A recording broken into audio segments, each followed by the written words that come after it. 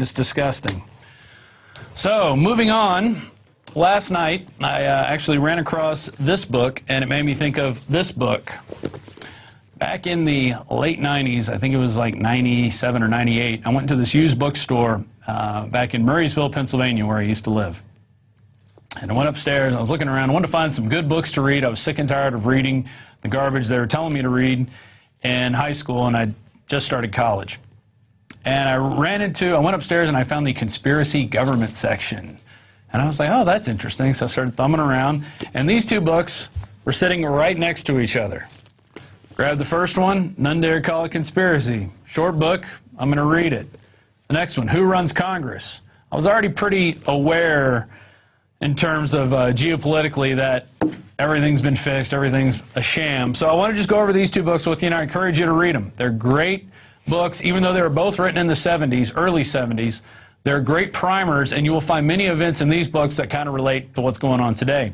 So let's go to None Dare Call It Conspiracy. They've got a lot of great graphics and pictures in there that kind of explain the kind of overall global hierarchy. It goes into a little chart of communism versus fascism, shows how the middle class are getting pressure from above and below, shows a whole chart of the world government and the companies involved.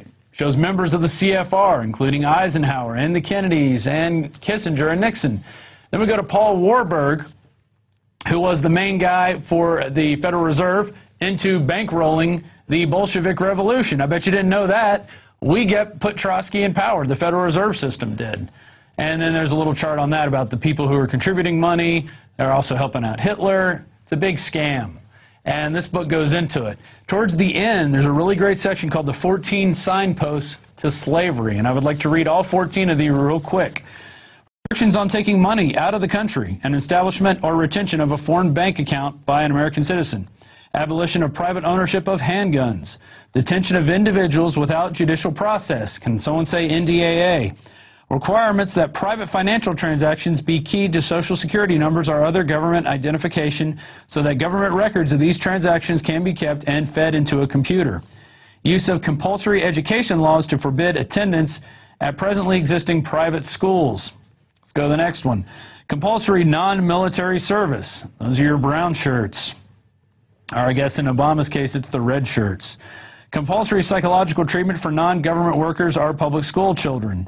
Official declaration that anti-communist organizations are subversive and subsequent legal action taken to suppress them. Limiting the number of people allowed to meet in a private home. We've seen that, where people aren't allowed to have little prayer meetings, and I think that happened in Colorado a few years ago. Any significant change in passport regulations to make passports more difficult to obtain. It now takes you over 3 months to get a passport. Wage and price controls, essentially in a non-wartime situation. Any kind of compulsory registration with the government of where individuals are going to work. And the last two, any attempt to restrict the freedom of movement within the United States. And 14, any attempt to make a new major law by executive decree. How many laws have we seen by executive order? There you go.